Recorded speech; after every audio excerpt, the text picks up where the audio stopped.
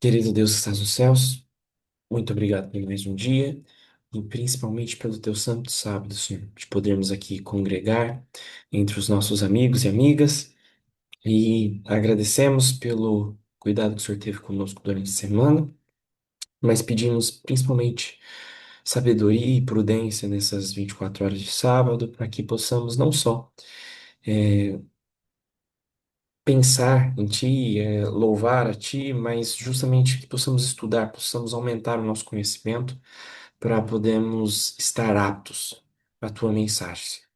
Nesse momento estamos de acordo com esse intuito agora de aprendermos um pouco mais de ti e que agora em comunhão possamos alcançar os teus desígnios e possamos instruir o nosso caminho, para que possamos ser professores e professoras sábias neste último momento da história terrestre.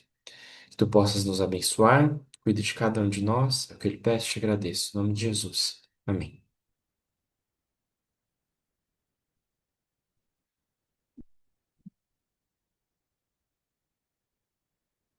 Bom, eu vou compartilhar a tela. Alguns de aqui estão aqui, né, estavam aqui enquanto eu estava conversando com o Gabriel e eu mencionei que o artigo ele é um pouco grande, né? Então, eu gostaria de ler até a oitava página, não sei se vai ser possível, mas eu vou ler as páginas iniciais o mais rápido possível, pelo menos 4 páginas, para que a gente ganhe um pouco de tempo. E depois eu vou precisar de duas leitoras, né? Só estamos entre mulheres hoje, então vou precisar depois de duas leitoras, para que possam nos auxiliar em 2 páginas cada um, por gentileza. Eu vou compartilhar a tela com o artigo, para que a gente possa acompanhar. Eu fiz alguns destaques, né? Só para que a gente possa ter um controle melhor dos temas, né, das partes mais importantes. Como o Gabriel já havia mencionado, é um artigo da Foreign Affairs e a escritora foi Amy Pope. E, como já mencionado, também esse artigo fala um pouco sobre migração e é um de tema de grande interesse, não só para nós no movimento, mas principalmente por conta da estrutura global que nós encontramos hoje. É interessante também que obviamente, nós temos já mais conhecimento sobre isso, né, justamente pelo aumento de conhecimento que tivemos, mas era uma expectativa muito grande que essa última eleição dos Estados Unidos fosse voltada para um tema direto sobre igualdade, principalmente mulheres, comunidade LGBTQIA+. E, na verdade, né, eu não vou falar economia porque a migração também envolve isso, mas a imigração foi o ponto central da campanha. Foi um ponto de coalizão, tanto de grupos já extremistas, né, de grupos que já eram adeptos ao MAGA, quanto de grupos de meio, né? As eleições que nós vemos hoje em dia, tanto no Brasil quanto em todos os lugares no mundo, elas batalham por esses eleitores de meio.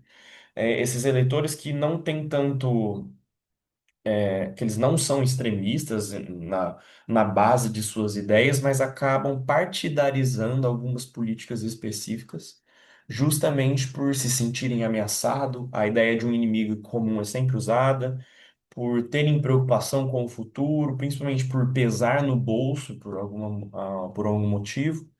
E a imigração, a migração e a emigração, elas são um assunto de grande valia, né? É interessante que no Brasil a gente não experimenta muito isso, mas em outros países isso é muito comum. Sem mais delongas, eu vou iniciar a leitura aqui, para que possamos já iniciar. A partir da 4ª página eu vou abrir para leitura e se alguém tiver vontade e disposição, por gentileza. No mundo inteiro, uma reação negativa à imigração está remodelando a política. De eleição em eleição, os eleitores apoiaram candidatos que prometem fazer o que for necessário para interromper o fluxo de chegadas não autorizadas, e, em muitos casos, enviar milhões de volta aos seus países de origem, não importa quão devastados pela guerra ou desesperados eles estejam. Políticos e ativistas anti-imigração espalham desinformação para sugerir que os países estão sendo invadidos por ondas de imigrantes indocumentados. Imagens de caravanas de imigrantes, barcos precários no mar e caos nas fronteiras sugerem que as autoridades perderam o controle do sistema de imigração como um todo. Com essas imagens repetidas nas redes sociais e as visões anti-imigração ganhando força junto ao público em geral, até mesmo políticos normalmente favoráveis à imigração viram-se recalculando rota e na defensiva. Essa política reflete a realidade de que, globalmente, a imigração irregular, entrar em um país sem autorização prévia, está em níveis históricos. Os americanos estão familiarizados com o número recorde de tentativas de travessia na fronteira entre os Estados Unidos e o México, quase 2,5 milhões apenas em 2023, em comparação com menos de 500 mil por ano no início do milênio. Mas esse surto não é exclusivo nos Estados Unidos. Na Europa, o número de travessias não autorizadas subiu para 380 mil em 2023, o nível mais alto desde 2016. Em outras áreas do mundo, mesmo onde a hostilidade aos imigrantes é mais pronunciada, em alguns casos até violenta, os migrantes continuam a arriscar a morte e abusos para entrarem no país, muitas vezes porque sabem que há trabalho disponível. O fato de o fenômeno ser tão global também aponta para o problema nas respostas políticas que visam reprimir fronteiras específicas ou países individuais. Os níveis sem precedentes de imigração atuais tornam evidente um sistema decrépito e ultrapassado, construído logo após a Segunda Guerra Mundial. E ele é incapaz de lidar com as necessidades humanitárias, tendências demográficas ou demandas do mercado de trabalho de hoje. Estados que focam em restrições de fronteira, deportações em massa ou na revogação de proteções legais para solicitantes de asilo não conseguirão resolver o problema. Eles simplesmente o redirecionarão, criando uma nova série de problemas que a longo prazo alimentarão a crise em vez de resolver. Eles fortalecerão redes criminosas e mercados negros, deixando suas próprias economias em situação pior. O sistema continuará a apodrecer. Em vez de respostas de linha dura de curto prazo, o caminho melhor e, em última análise, mais bem-sucedido é construir um novo sistema que possa substituir o antigo e enfrentar efetivamente os desafios atuais. Esse novo sistema deve partir da premissa de que a migração é uma característica permanente da civilização humana. Na verdade, o gerenciamento de fronteiras e passaportes padronizados são fenômenos relativamente novos, e que existe uma maneira de gerenciar o movimento de pessoas de forma ordenada, digna e vantajosa para todas as partes. Isso significaria tanto apoiar o desenvolvimento dos países de origem dos migrantes, quanto tornar os canais de imigração legal acessíveis e eficientes. A falha em começar imediatamente o trabalho deste novo sistema significará mais agitação social, mais desigualdade e mais abuso e exploração dos mais vulneráveis. Um novo sistema poderia reduzir a sensação de desordem e falta de controle de fronteiras, que transtornou a política, e também criaria mais oportunidades para os migrantes, bem como para os cidadãos dos países de destino. Poderia permitir que o sistema de refugiados funcionasse como pretendido, restaurando a credibilidade ao sistema de asilo. Ao contrário de grande parte do discurso público atual, a imigração não precisa ser uma proposta de soma zero. Quem entra? Para muitos países de alta renda, a abordagem atual da imigração legal, que permite a entrada de imigrantes por meio de reunificação familiar e vistos de trabalho, é não apenas burocrática, mas também desconectada das demandas em evolução de seus mercados de trabalho. Vagas de emprego que os migrantes poderiam preencher, especialmente em setores de menor qualificação, muitas vezes não são preenchidas. Não há vistos de trabalho suficientes disponíveis para atender a demanda de mão de obra, mas o número de pessoas que podem buscar asilo não tem limite. O processo de asilo é facilmente acessível para quem chega à fronteira.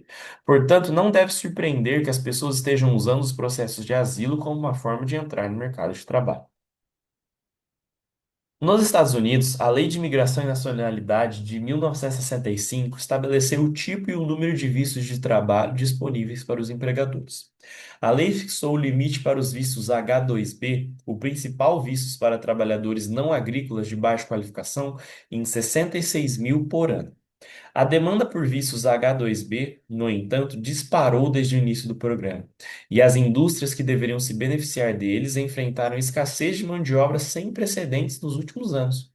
No entanto, o governo dos Estados Unidos não conseguiu responder além de permitir aumentos modestos, porém temporários, no limite, criando oportunidades de emprego legal para apenas uma fração dos trabalhadores estrangeiros de que as indústrias dos Estados Unidos dependem. Mesmo o processo para adquirir o visto agrícola H2A, que não possui limite, apresenta obstáculos burocráticos que limitam seu uso generalizado.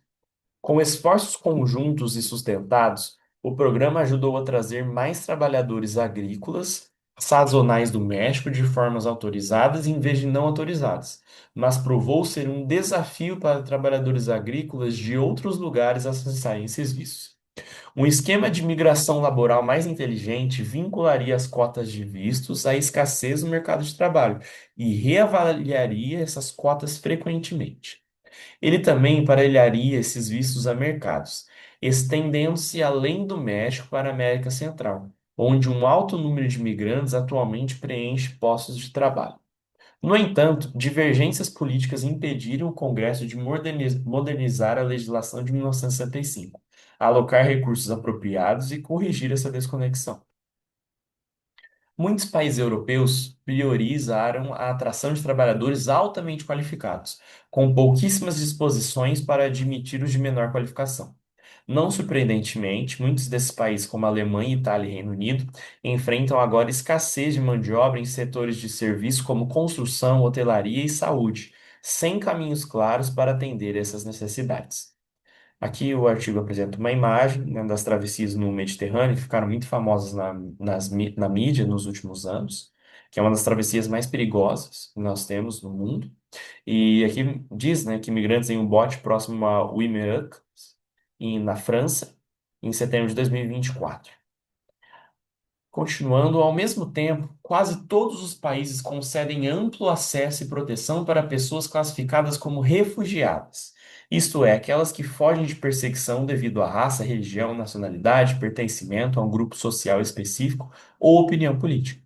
Nas palavras da Convenção de Refugiados de 1951, que conta com 149 estados como partes, os refugiados não são apenas admitidos em países mais seguros, sem qualquer avaliação das habilidades que possuem ou das necessidades do país que os acolhe. Mas, conforme estipulado na Convenção, eles também têm direito a empregos, moradia, educação e documentos de viagem e proteções sociais. Consequentemente, até mesmo pessoas que cruzam uma fronteira sem autorização podem valer-se dessas proteções se solicitarem asilo e suas reivindicações de refugiado forem validadas.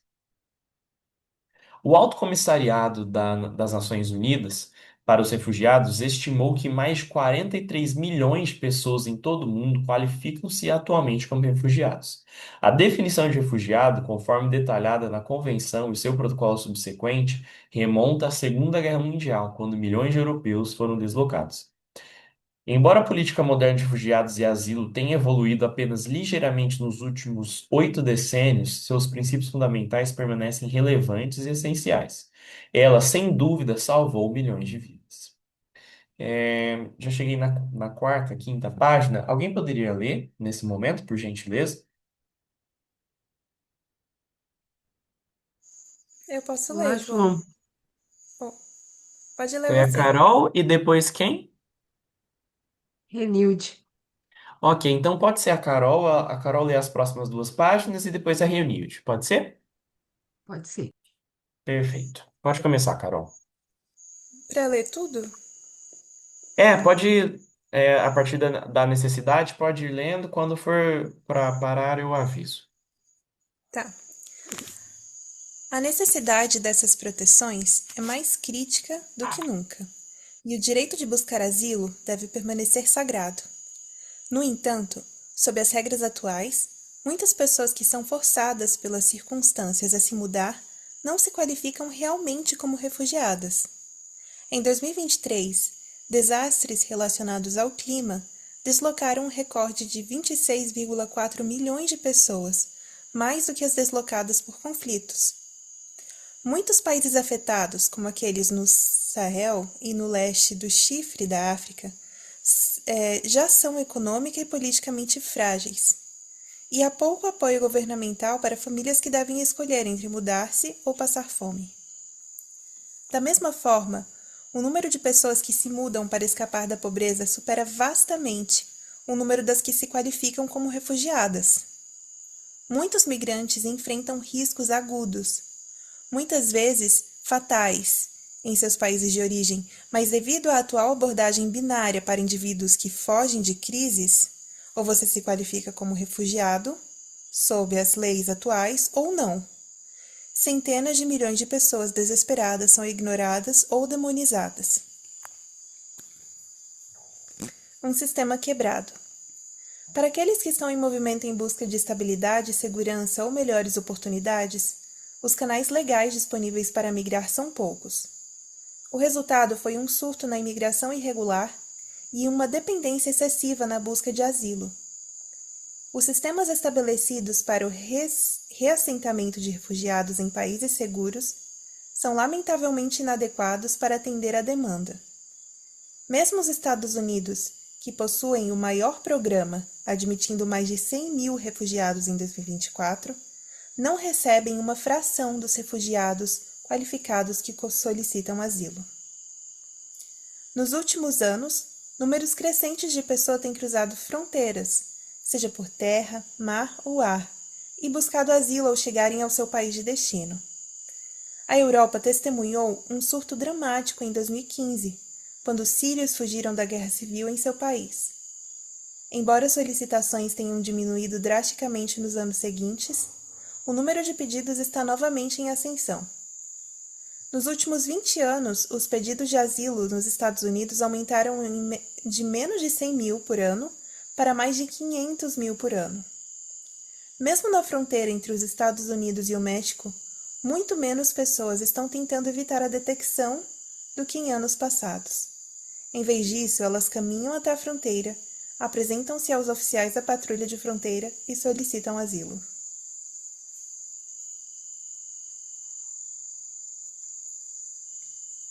No entanto, embora mais pessoas busquem asilo, menos da metade se qualificará para ele. Mas mesmo que não consigam estabelecer um caso de asilo, os requerentes frequentemente encontram uma rota viável para viver e trabalhar no país de destino por anos antes que as autoridades de imigração tomem uma decisão final sobre o seu caso. Nos Estados Unidos, o acúmulo de casos de asilo atingiu agora 3 milhões. Casos complicados chegam a levar 7 anos para serem resolvidos. Alguns países, como França, Alemanha e Grécia, encurtam os tempos de processamento de asilo. Ainda assim, o direito de apelação de um solicitante de asilo pode adicionar anos ao relógio. Em muitos países, os requerentes podem trabalhar, encontrar moradia e criar raízes enquanto seus casos tramitam no sistema. Muitos daqueles a quem não são concedidas permissões de trabalho simplesmente desaparecem no país de destino, encontrando trabalho no setor informal, onde frequentemente são mal remunerados e explorados.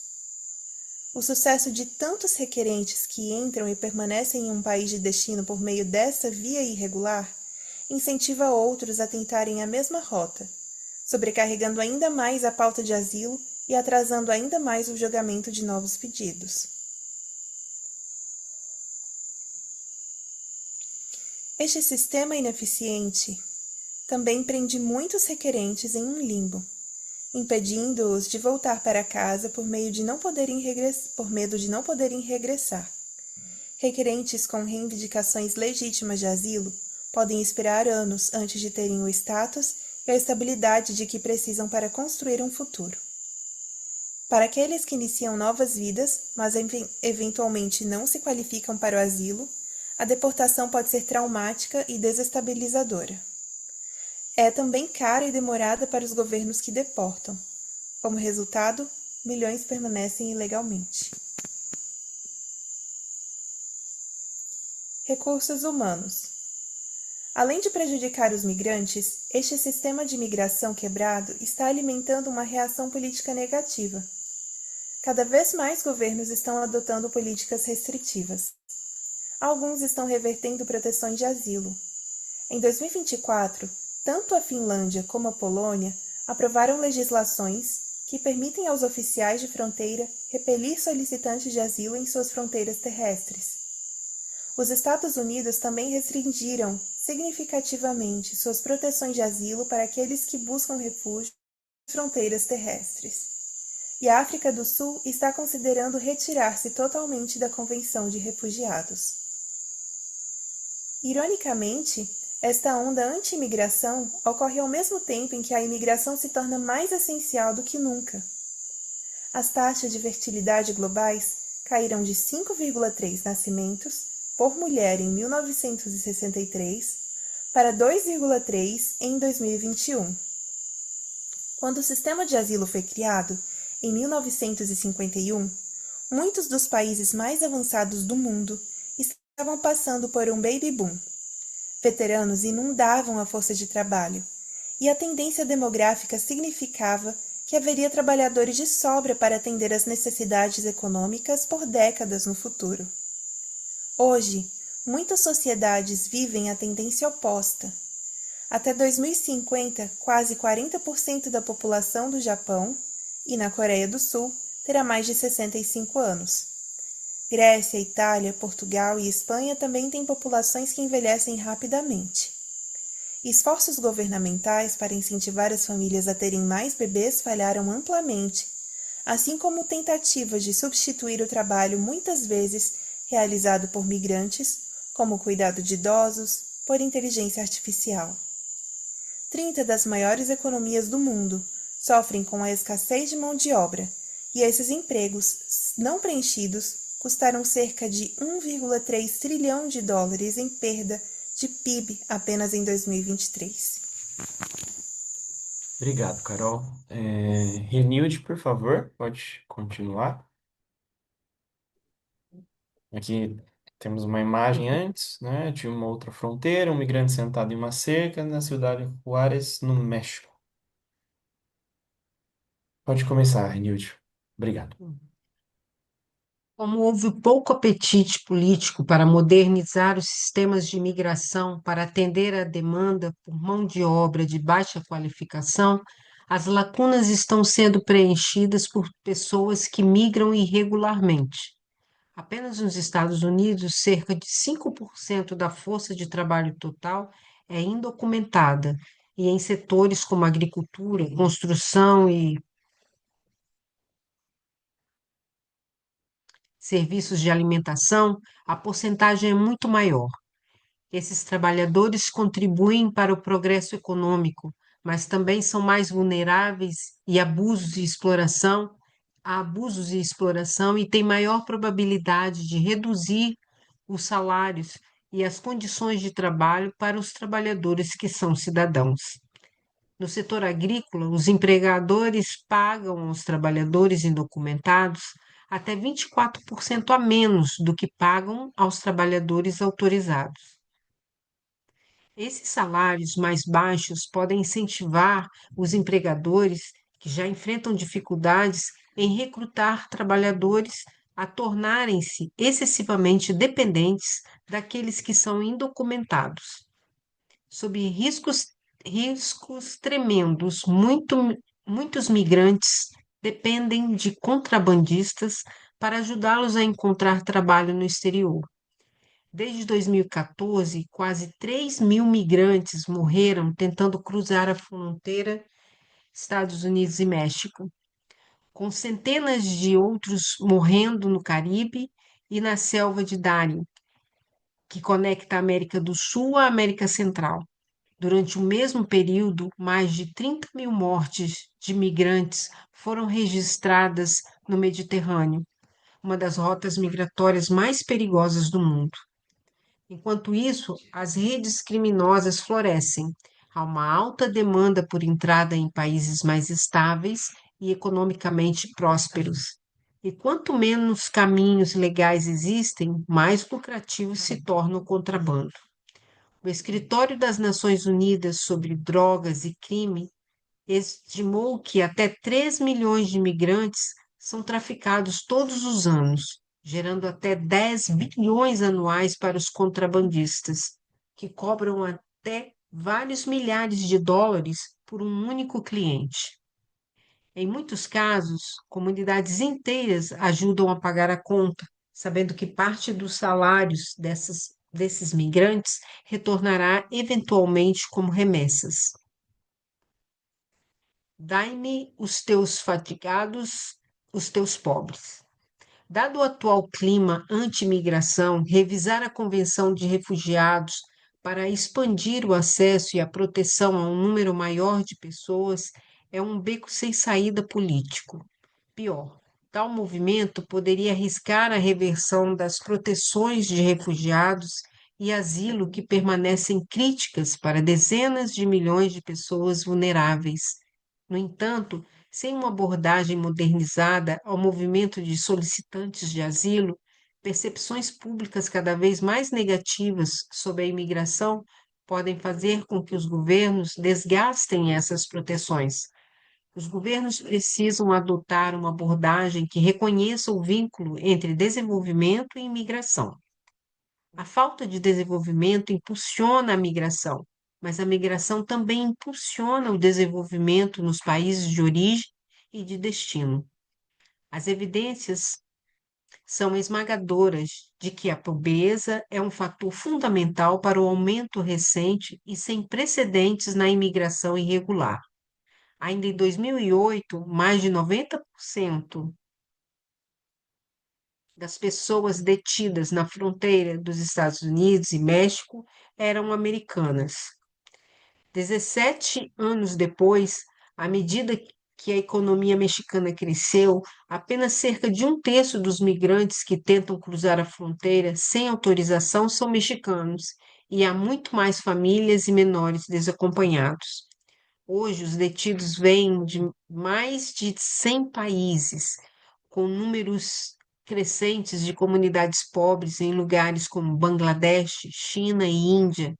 Muitos fogem da pobreza que, em muitas partes do mundo, foi exacerbada pela pandemia da Covid-19 e pelas mudanças climáticas.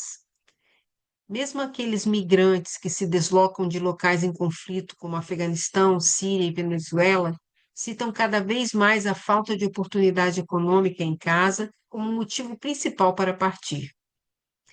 Uma migrante venezuelana que conheci no México na última primavera disse-me que trabalhava como administradora de escritório em uma escola primária e que sobrevivera à agitação causada pelo colapso econômico do país em 2015. Mas, à medida que a inflação e outras pressões econômicas aumentaram, ela não foi mais capaz de pagar pelos cuidados de saúde da sua mãe doente. Em 2024, decidiu finalmente deixar a Venezuela com toda a sua família, com a esperança de chegar aos Estados Unidos.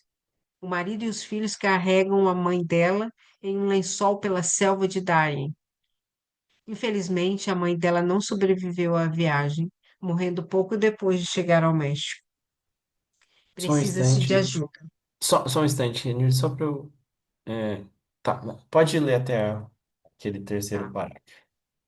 Precisa-se de ajuda. Para as milhões de pessoas em todo o mundo que sofrem com os efeitos da pobreza, das mudanças climáticas e da violência, a resposta da comunidade de ajuda tem sido confiar na assistência oficial ao desenvolvimento em setores como saúde, educação, infraestrutura e agricultura. A imigração legal tem sido uma ferramenta subutilizada. As remessas dos migrantes já impulsionam significativamente as economias em desenvolvimento.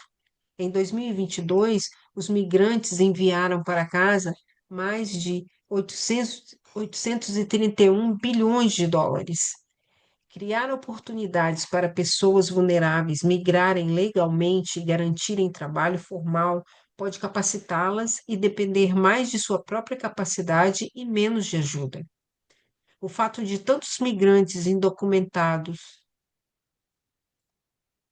encontrarem emprego nos mercados informais de seus países de destino sinaliza um desequilíbrio entre os caminhos de imigração legal e a necessidade econômica, particularmente em setores como agricultura, construção, hotelaria e serviços de saúde. Os Estados Unidos, por exemplo, dependem de migrantes que entram irregularmente para atender a mais de 70% das suas necessidades de mão de obra agrícola. Quase um em cada cinco trabalhadores em fazendas leiteiras é um imigrante. Durante os primeiros dias da pandemia, a parcela de trabalhadores de frigoríficos nascidos no estrangeiro era de 45%, 28 pontos percentuais a mais do que a parcela média para todas as indústrias combinadas. Sem trabalhadores agrícolas migrantes, os Estados Unidos não desfrutariam de um suprimento estável de alimentos. Tendências semelhantes, mas menos acentuadas, foram confirmadas na construção e na saúde, setores em que a demanda por mão de obra provavelmente só crescerá. Na Espanha, por exemplo, um baby boom que durou de meados dos anos 1950 até o final dos anos 1970, criou uma geração de espanhóis que estão agora chegando ao fim de suas carreiras. Nos próximos 20 anos, cerca de 14 milhões de pessoas na Espanha se aposentarão, e não há trabalhadores suficientes para substituí-las. Aumentar o PIB o suficiente para fornecer pensões para esses aposentados exigirá uma expansão da imigração. O Banco Central da Espanha estimou que preencher essa escassez projetada de mão de obra exigirá cerca de 25 milhões de imigrantes nos próximos 30 anos. Existem alguns programas promissores que demonstram como lidar com a escassez de mão de obra por meio da imigração. Desde 2021, a Índia assinou acordos bilaterais de migração com a Austrália, Alemanha, Itália e Reino Unido. Esses acordos criam canais de migração legal, alinhando as cotas de vistos com as necessidades da força de trabalho, especialmente em setores de alta demanda, como agricultura, saúde e construção. Eles também incluem disposições para treinamentos e habilidades nos países de origem para os migrantes, para que estejam mais bem preparados para essas indústrias-chave. Outra abordagem voltada para o futuro vem de todos os lugares do governo de direita da Itália. Em 2023, apesar de ter feito campanha com uma abordagem de linha dura para a imigração, a primeira-ministra Giorgia Meloni anunciou antes nas políticas de imigração do país para permitir a entrada de mais trabalhadores estrangeiros, a primeira-ministra Giorgia Meloni anunciou ajustes nas políticas de imigração do país para permitir a entrada de mais trabalhadores estrangeiros, a fim de enfrentar a escassez de mão de obra. Nos próximos 3 anos, a Itália admitirá mais de 450 mil novos trabalhadores para atender à demanda de vários setores, incluindo agricultura, saúde e assistência, em troca de acordo do país de origem para aceitar de volta os migrantes que entraram irregularmente no país e não têm direito legal de permanecer. Eita, Renilde, obrigado. O artigo continua um pouco com algumas medidas que foram tomadas. É, Tem uma medida na Austrália também que é bastante interessante, que estava trocando conhecimento, né, tecnologia e informação com uma das ilhas da Oceania. Em troca, eles pegavam alguns trabalhadores, levavam para a Austrália, trabalhavam, abasteciam um pouco a mão de obra do país, e ao mesmo tempo eles eram instruídos e voltavam para essas ilhas, né, para essas comunidades insulares com uma maior qualidade de mão de obra, um maior conhecimento para desenvolver essas ilhas. Eu vou abrir agora para a gente discutir, eu vou parar de compartilhar. Eu acho que o artigo deu bastante a ideia, ainda tem algumas páginas, é um artigo bastante extenso, ainda tem mais 4 páginas. Eu recomendo fortemente que vocês possam ler após aqui a nossa discussão, mas nesse momento eu creio que seja mais interessante que a gente converse realmente sobre o assunto e dialogue sobre esse tema tão importante. Acho que a primeira base para a discussão que eu gostaria de trazer, talvez eu não tenha uma resposta completa, formada, né? Até sobre o assunto, mas gostaria de saber o que vocês pensam sobre o porquê da imigração. O porquê da imigração tem se tornado uma fala política tão importante agora? Porque o imigrante tem se tornado o inimigo comum agora nesse momento. Principalmente a gente pode abordar especificamente a situação dos Estados Unidos, né, de que a gente tem estudado há bastante tempo. Mas por que o imigrante nesse momento?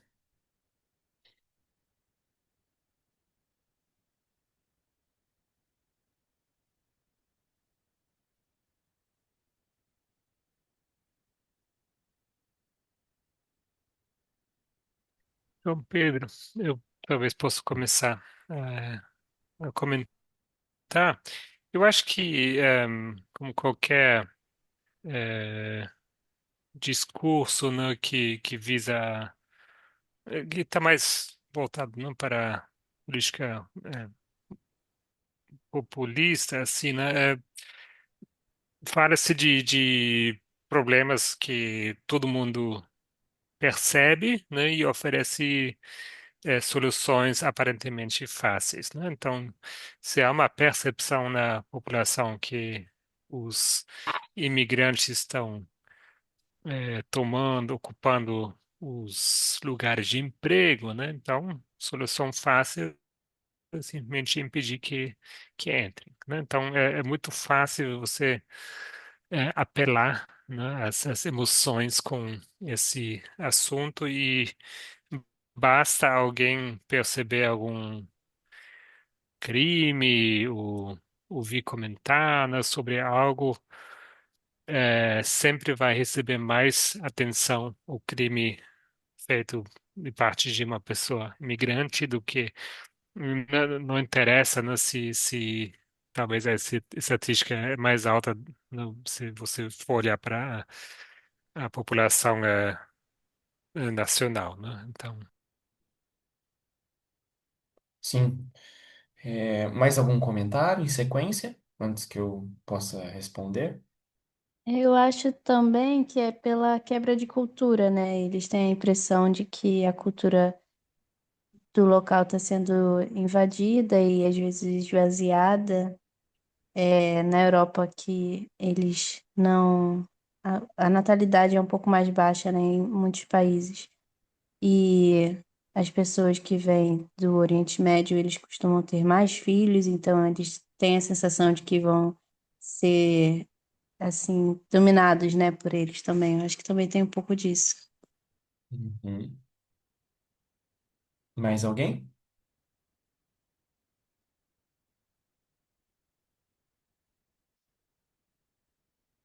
Bom, o Gabriel citou a parte da solução, né? Solução de medidas políticas que entram bastante em torno justamente daquilo que foi a campanha do Trump na última eleição, de justamente você solucionar um problema econômico, porque tecnicamente, se você não vai investir em políticas públicas, se você não vai investir no aumento de uma industrialização por meio dos imigrantes, se você não investe na formação de mão de obra qualificada, também seja de onde for, no ingresso da mão de obra de mulheres no mercado de trabalho, etc.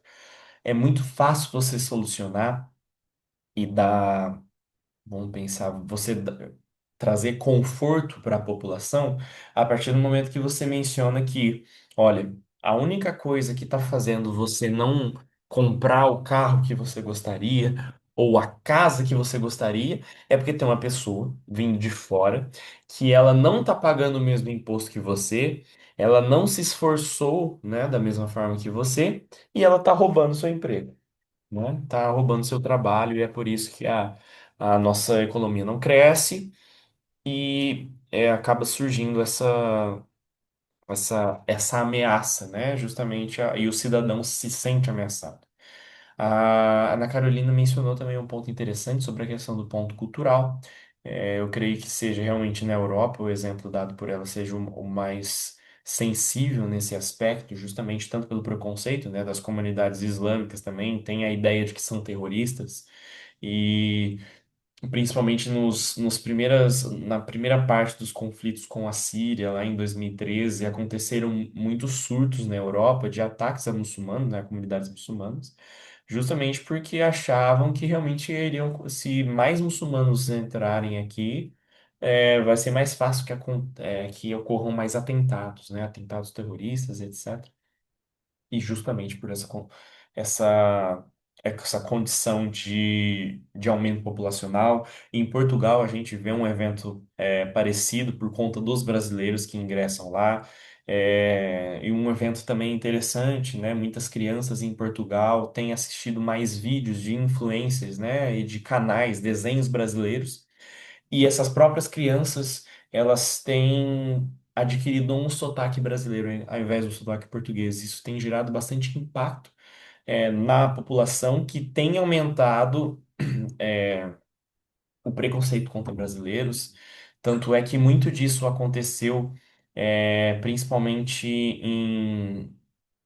em escolas, né? A gente teve alguns casos interessantes de que estudantes que estudavam, né, na Faculdade de Coimbra, nas escolas lá, foram realmente violadas, né, foram agredidas por conta disso, tanto verbalmente quanto fisicamente, e que isso mostra, né, os potenciais de imigração, o potencial da crise de imigração, na verdade, né, o quanto que isso tem se tornado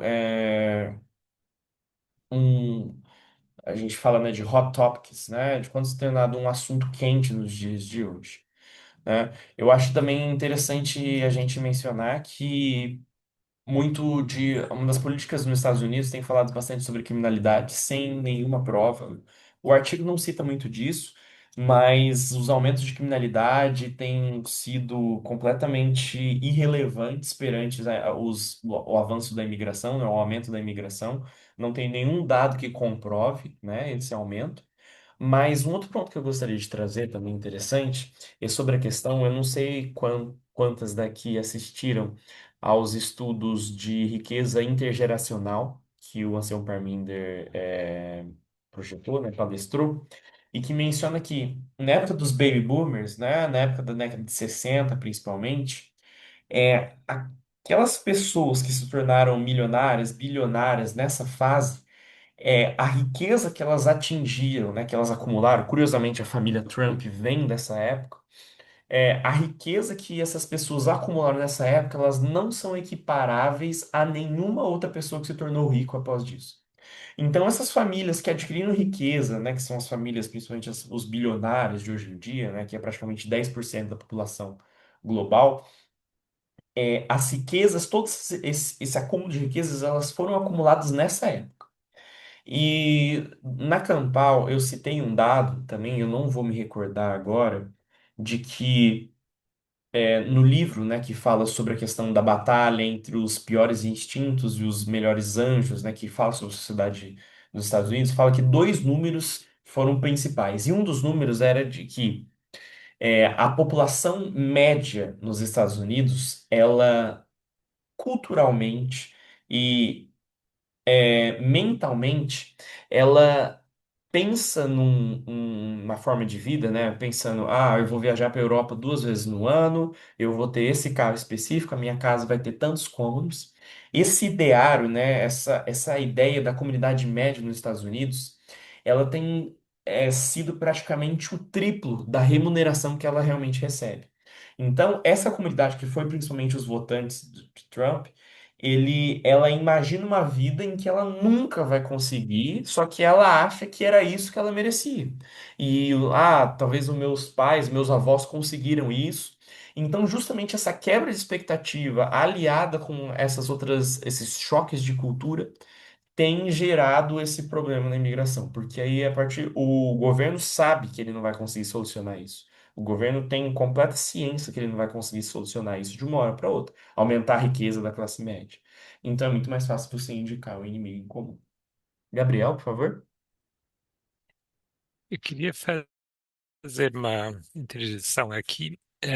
Esse não é um livro que eu já eu mencionei várias vezes já no passado. É um livro do Humberto Eco que chama é, Migração e Intolerância, uma comentário, né, de alguns discursos que ele deu, um pouco antigos já, fala lá, antes dos anos 2000, né?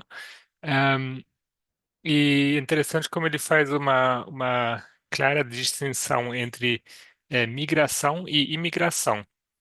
Ahm, eu acho que é interessante considerar isso, né, porque, assim, de forma bem resumida, né, ele fala que a migração é algo que sempre houve e sempre acontece e não tem como você impedir que ela aconteça, né? Tipo, o Império Romano acabou caindo por questões de migração, né? Os povos acabaram tomando conta e não tinha como impedir aquilo. Agora, a questão de imigração, sim, você pode controlar com políticas. A questão da migração, não. Mas o ponto que ele faz é o que acontece, o que a gente vê hoje em muitos aspectos são processos de migração. Mas vende-se a ideia de que isso é apenas uma questão de imigração que pode ser regulamentada através de políticas. Eu acho interessante assim essa essa distinção e não é só assim uma questão de semântica, né? Sim, muito obrigado, Gabriel. Eu acho interessante esse ponto também, que é o artigo que nós abordamos hoje, mencionando sobre justamente a migração por conta de mão de obra, por conta de crises ambientais, né, processos de calamidades, né, calamidades ambientais, e que justamente essas migrações sempre ocorreram, sempre vão acontecer. E o próprio sistema de migração, mas que na verdade é de imigração, ele não suporta justamente esse fluxo, né, de mão de obra, principalmente. Justamente por quê? Porque a ideia é de imigração. É, eles classificam, né, como a gente viu, essas pessoas que realizam esse trânsito justamente ou como refugiados ou que se disponibilizam ao asilo. Então, a ideia do sistema é que se você está saindo do seu país, é porque você está fugindo de alguma coisa. Porque você precisa de proteção ou algo do tipo, né? Algo que seja referente a esse sistema. E tecnicamente, hoje, a gente não encontra esse aspecto só. E realmente é também interessante entender que o próprio mercado global, ele entende a própria necessidade da imigração, né? E aí abordando realmente essa diferenciação, a necessidade de imigração, principalmente de mão de obra, né? Principalmente dos países envolvidos em que a população está envelhecendo e eles não conseguem sustentar o PIB para financiar o sistema de previdência, porque realmente a mão de obra tem se tornado escassa, né? A Carol fez um comentário aqui no chat também dizendo que ela nunca tinha pensado sobre o porquê, né? E isso realmente me chamou muita atenção, né? Quando eu estava me preparando para fazer o estudo, eu fiquei pensando sobre isso. Porque, primeiro, a gente estuda há muito tempo que a direita, nesses movimentos de extrema direita, sempre usa um inimigo em comum. Isso é uma trajetória clara, né? Você precisa ter um inimigo para que você faça uma campanha política em cima disso, né? Aqui no Brasil foi a questão do antipetismo, é, nos Estados Unidos tem sido os imigrantes, mas essa questão comunista que sempre existiu. Então, realmente achar alvos não é a parte difícil. Só que eu realmente achei muito interessante sobre essa questão de imigração, justamente pensando nas nossas linhas de reforma, principalmente o Gabriel mencionou sobre a questão do Império Romano, e justamente o Império Romano, após a morte de Cristo, iniciou uma migração muito grande, que seria a diáspora judaica, né? Os discípulos se aproveitaram disso para pregar o evangelho, né? Muitos judeus, né, foram para a Europa nessa época, foram para a Ásia Menor. Então, isso é uma coisa que tem existido na raça humana desde muito tempo, né? E isso ser chamado a atenção, né, novamente nesse momento, realmente é uma questão curiosa, né? Como eu disse antes, eu não sei, eu não tenho todas as respostas, né, sobre isso. Só na questão que esse artigo ele traz muitos dados que realmente são interessantes, né? Como, por exemplo, no México, de que há 10 a 20 anos atrás, na verdade, né, no início do século, 90% das pessoas que pediam asilo, que estavam nas fronteiras, que buscavam ingressar e muitas vezes ingressavam de forma ilegal, eram mexicanos. E agora o número caiu para um terço.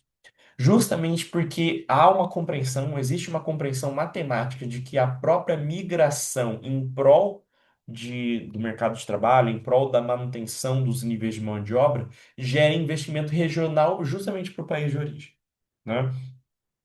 E aí a gente pode levar a um outro questionamento. Por que que no Brasil a gente não tem esse problema? Primeiro, claramente nós vivemos num país subdesenvolvido que não existe taxas de desempregos regulares, né? Nós temos ciclos de desemprego, né? Atualmente nós estamos na taxa mais baixa que o país já experimentou, cerca de 11%. Então, tecnicamente, não está faltando mão de obra, né? Está sobrando mão de obra, né? Justamente por essa taxa de desemprego. Só que no Brasil não existe uma política de visto específica, né? A Constituição e outros tratados trazem de que as proteções regulares, tanto de trabalho como proteções regulares de cidadania, né, são relegadas, né, são concedidas tanto ao brasileiro quanto ao estrangeiro residente no país. Então, existem várias. O Estado brasileiro não consegue regular isso sozinho, existem vários órgãos, várias ONGs que acumulam, mas justamente por você não é, gerar uma. Não é desqualificação, mas por você não discriminar essa mão de obra, você tem um problema muito menor justamente com o ajuste dessa migração. Então, obviamente, como nós vivemos um país subdesenvolvido, isso não é perfeito, justamente porque em várias denúncias e várias apreensões do Ministério Público e outras autoridades, principalmente o Ministério Público do Trabalho, a grande porcentagem de trabalho escravo ou análogo à escravidão é perpetrado, são pessoas estrangeiras, né? Principalmente em São Paulo, aquelas indústrias de fachada acabam sendo imigrantes. Só que realmente esse problema migratório não é tão experimentado em países justamente em que não há restrição no mercado de trabalho. Então, hoje em dia, né, com a carteira assinada, CTPS que nós temos hoje, se você é estrangeiro ou não, você vai ser cadastrado na mesmíssima forma, apresentando documentos. Você pode ser cadastrado, você pode receber um vínculo de trabalho legítimo, de qualquer forma. Isso mostra um pouco das soluções que nós encontramos hoje. É, Mais algum comentário sobre? Eu acho que a gente pode falar Eu justamente sobre essa questão do porquê esse momento hoje, né, da migração.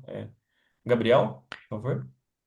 só, assim, eu estava escrevendo, mas já que você abriu aqui, eu estava lembrando do Acordo do Mercosul, né? Eu lembro como eu, estrangeiro, né? Eu estava aqui no Brasil como estudante, e não me julgo, mas assim, eu não tinha planejado as coisas muito bem e eu me deparei com a realidade que não tinha mais como ficar. Simplesmente não tinha, mesmo formado e tudo, e tendo feito tudo certinho, não tinha mais como ficar. Até eu descobri essa questão do Acordo do Mercosul, né? E sendo que meu pai é boliviano, né? Eh, Isso foi um caminho, né? E eu lembro que na época, assim, era um problema sério, né? Em São Paulo tem bairros inteiros, né? Onde tem a indústria de produção de roupa e tal, né? Vocês estão me escutando? Sim? Acho que aqui cortou, sim. Indústria de roupa, né? Sim. E onde tinha muitos, assim, bolivianos, né? Sendo explorados e vivendo ilegais. E essa situação se pôde regularizar praticamente de um dia para o outro, né? Simplesmente legalizando a situação dessas pessoas. E foi, eu acho que uma indústria grande, assim, né? Para o Brasil. E eu achei um jeito, assim, muito muito bom, assim, como foi resolvido, né? E tampouco vejo, assim, excessos, assim, né? Ondas de pessoas chegando aqui querendo agora se aproveitar. Simplesmente para quem está aqui, é, tá resolvido, né? Tá legal, tem acesso a toda a rede de apoio, não? Tem direitos civis e, e não precisa viver na ilegalidade, não? Não, perfeito. Não, eu acho que justamente é uma comprovação, né, de como essas situações podem ser adequadas, que não a barreira, né, que não a construção de muros, né, literais. A Carla fez um comentário também aqui no chat de que, infelizmente, aqui no Sul existe muito preconceito com migrantes do Norte e Nordeste do país. Discursos de que vêm para cá para estragar com a cultura sulista, entre outras coisas. Tenho pessoas conhecidas que sofrem demais com essa situação.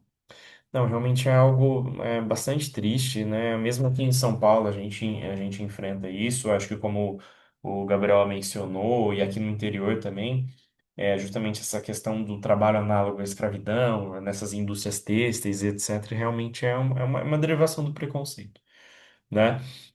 E eu não vou lembrar o ano, mas existe também, o Gabriel mencionou esse tratado do Mercosul. Mas existe um tratado também com países africanos, principalmente de Angola. Tanto é que eu sou de uma região que é a região de Lins, né? A Igreja Central Adventista fica em Lins. E na cidade de Lins existe uma faculdade de engenharia. E nessa faculdade de engenharia ela recebe muitos estudantes da África, muitos. E eles têm até casas específicas que o governo concede, né? Que eles moram em Lins, eles estudam lá na engenharia. E muitos que vinham eram adventistas, né? Então a gente acaba conhecendo a história dele por ir na igreja, né? E etc. E isso mostra um pouco, né, de uma solução para isso, né? No Sul, eu creio que a Carla pode me corrigir, eu creio que foi o prefeito de Santa Catarina, há uns tempos atrás, que ele tentou barrar justamente a entrada de pessoas de outros lugares da cidade para utilizar o sistema público do município, né?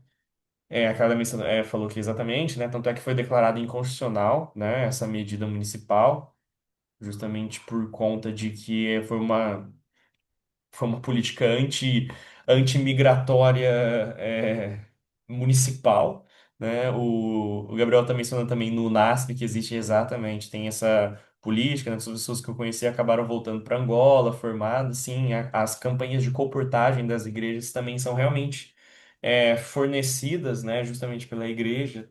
Muitos comportores são estrangeiros, e alguns poucos acabaram ficando no Brasil, né, o Gabriel mencionando, justamente porque na verdade, a ideia é justamente nisso, né? O Brasil hoje em dia ele tem um problema muito grande de analfabetismo funcional, né? Então as pessoas elas são qualificadas geralmente em cursos técnicos ou graduações de baixo nível técnico e elas não se qualificam a posições muito qualificadas no mercado de trabalho, posições muito técnicas.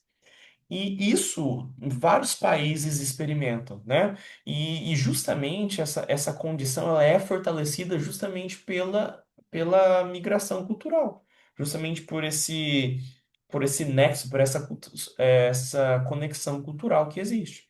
Tanto é que nos Estados Unidos recebe muita mão de obra, né, tecnicamente estudantil, é, eu fiz a faculdade Unesp aqui, né, do interior de São Paulo, e muitas pessoas iam para os Estados Unidos, para a Europa, justamente para publicar seus artigos, para participar dessas pesquisas.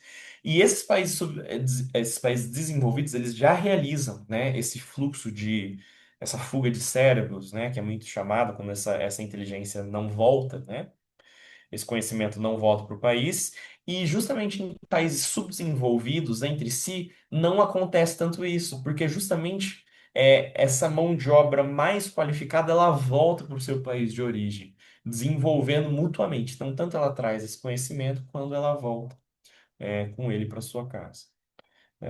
Então, eu creio que, assim, na verdade, o ponto de hoje, a discussão maior é justamente para a gente pensar, né, por que que esse momento, por que que isso está sendo tão caro, né, às políticas, né, hoje em dia? Porque as soluções, eu acho que são escancaradas, né, para a gente. E é claro que a situação dos Estados Unidos, né, que houve, eu não me recordo os dados agora, mas houve uma queda drástica de praticamente 80% da industrialização do país. Então, justamente que isso explica um pouco as tarifas que foram aplicadas a vários países no globo.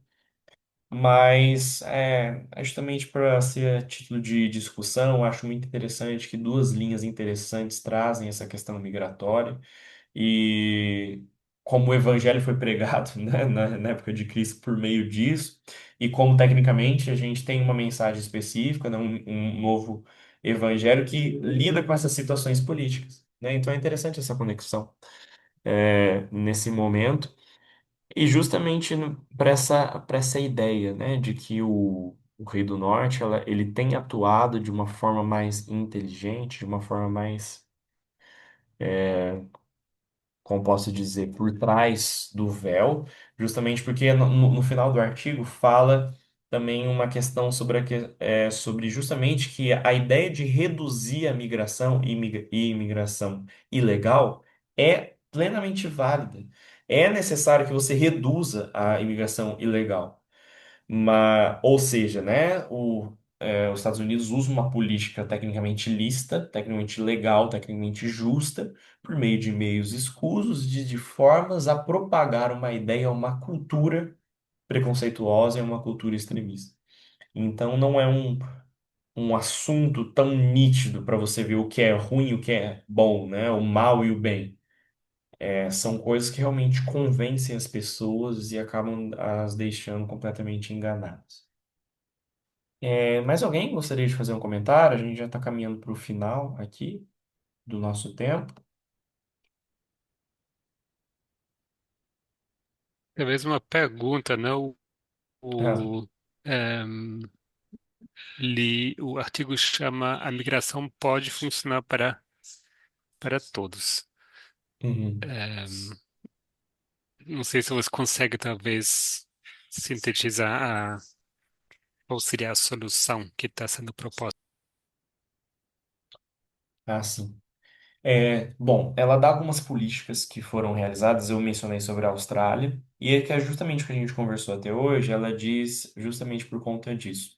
Quais países atuais estão sofrendo com essa política, sofrendo tecnicamente com essa questão de imigração? Os países europeus, né? Então a gente pode pensar Alemanha, França e Itália, que são os países principais, e Estados Unidos. Todos esses países estão com níveis de desemprego? Não.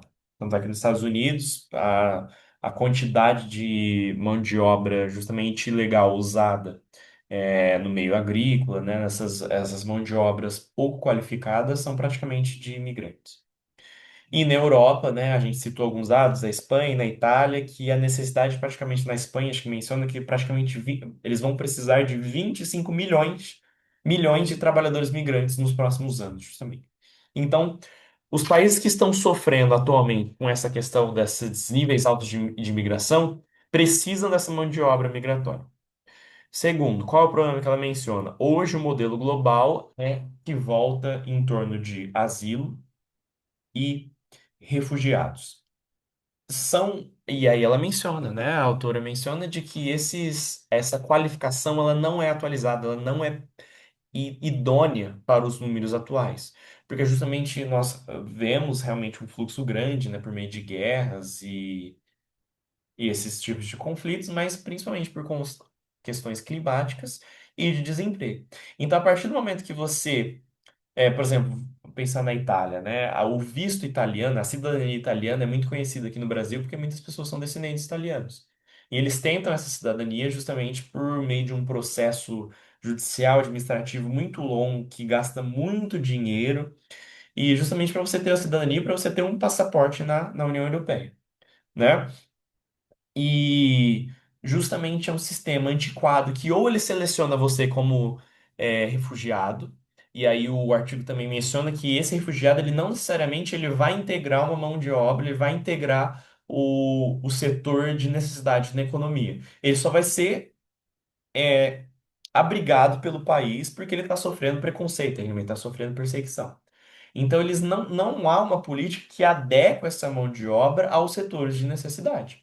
Então, a partir do momento que você quebra, e aí do outro lado, se você não for refugiado, você tem que passar por um rito de cidadania, que são pessoas que possuem dinheiro e pessoas que possuem essa questão genética, né? Então, é uma ambiguidade que ignora a grande maioria dos processos migratórios, que é em torno de mão de obra.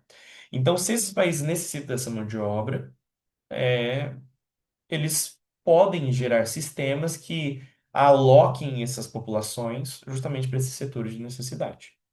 E acho que o terceiro ponto, de que essa ideia de que aumento de criminalidade, de que diminui o desenvolvimento, é uma ideia completamente falsa, de que não só o país desenvolvido que recebe essa mão de obra é desenvolvido justamente pelo aumento do PIB, da indústria, como o país de origem, justamente porque, obviamente, se eu mudasse para os Estados Unidos e começasse a ganhar dinheiro, iria enviar dinheiro para minha família, né? Então, justamente o desenvolvimento do país de origem do migrante também ocorre, né? Então, se a migração funciona para todos, esse dado é crucial para isso, de que há uma troca, né? Tanto de experiência quanto de riqueza nesse processo, se ele for qualificado da forma correta.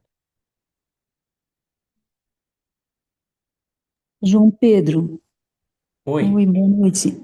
Você falou ali, né, sobre esse processo, se ele é feito da forma correta, qualificado, né?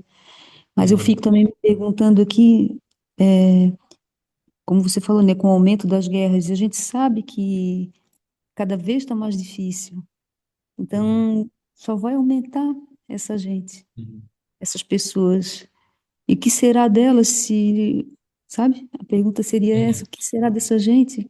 Se a partir do momento que eu entendo que é uma determinada linha abstrata faz com que eu me separe dela, que aquele lugar não pertence a ela, pertence a mim por uma questão de uma ordem, né, de algo criado por mim, pelo meu país, né? Mas será que também não somos todos estrangeiros nessa terra? Será que não deveria, Uhum. de alguma maneira, mudar esse raciocínio? Porque vai fazer o quê? Uhum. Sim.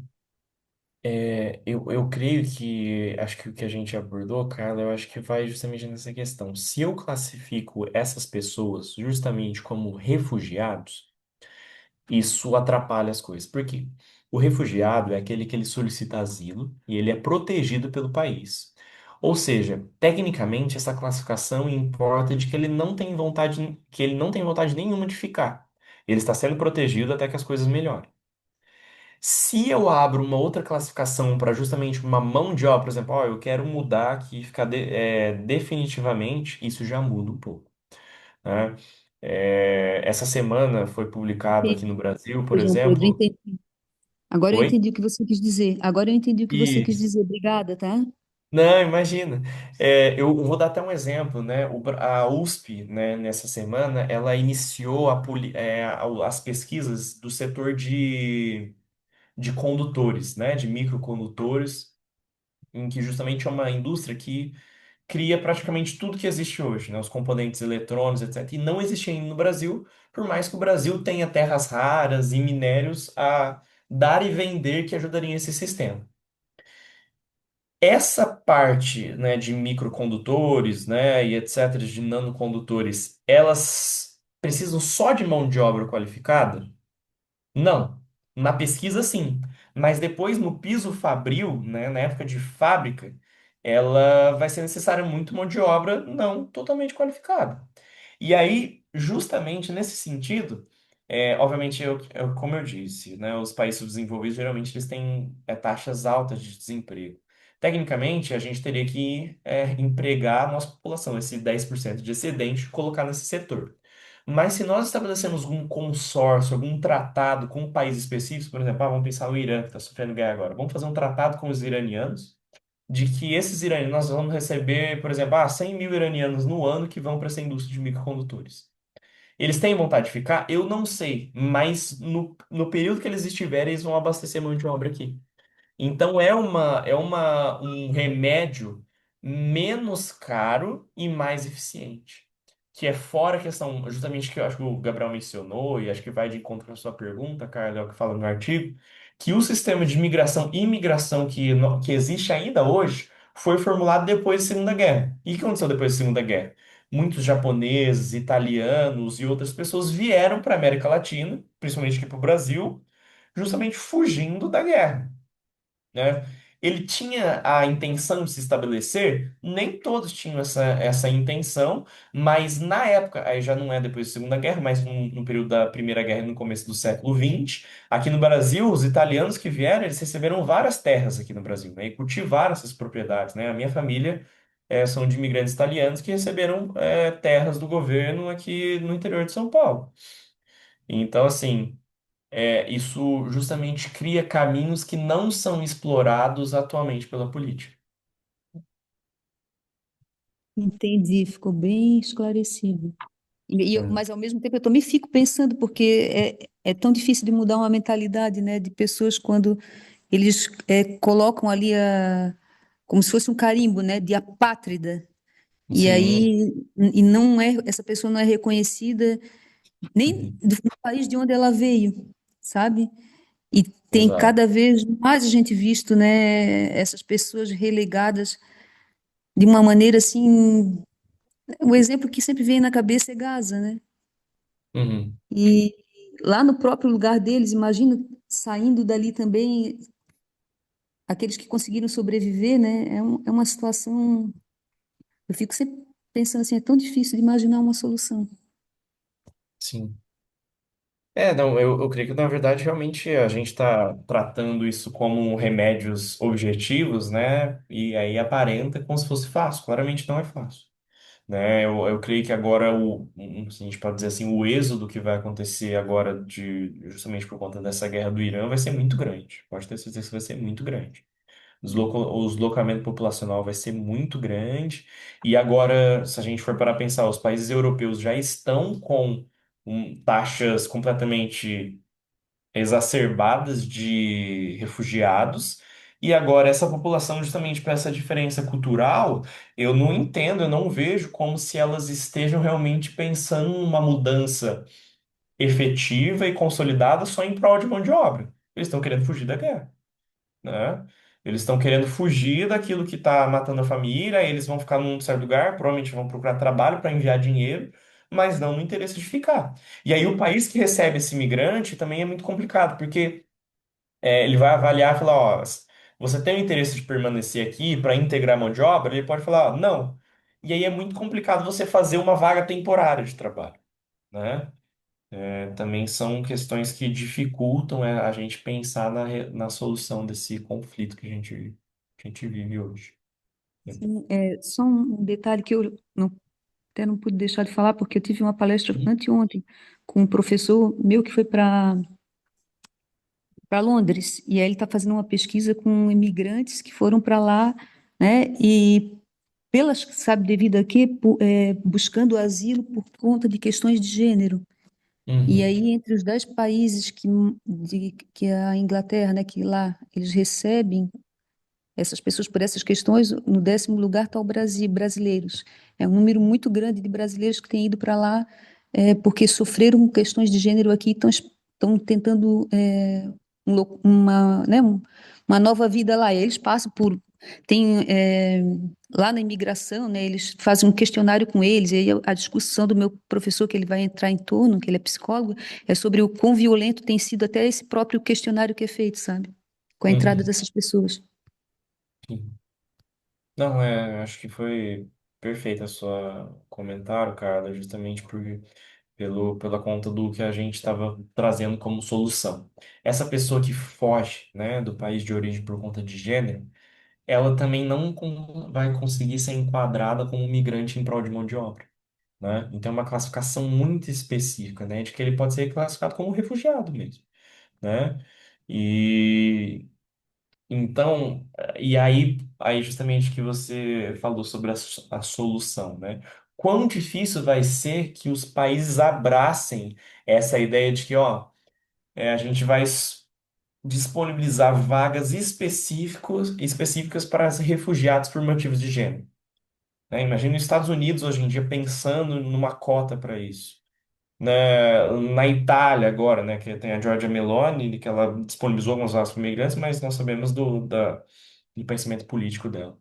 Então imagine quão difícil que isso vai se classificar. E justamente por o anti-islamismo que nós vemos hoje, quais países atuais estarão dispostos a receber os iranianos que vão estar refugiados?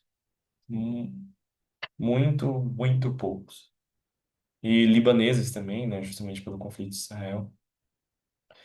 Mas, bom, a gente está praticamente sem tempo aqui, mas eu acho que por mais que a gente tivesse num número reduzido, acho que foi muito interessante as discussões que a gente trouxe aqui hoje, muito proveitosas. E é algo para a gente pensar, né, sobre esse tema, né? Nós precisamos estar instruídos sobre todos os assuntos, né? Estamos formando, nós somos professores, na verdade, somos professores formados no momento hoje. E nós, como professores, precisamos trazer justamente tecnicamente, a solução para esses problemas, mesmo que sejam ideológicos, né? Justamente para lutar com essa cultura humana que nos é apresentada. Eu vou encerrar com uma oração, né? Depois, se a gente quiser conversar, ou etc., que já tem um horário avançado, mas vamos encerrar com uma oração nesse momento.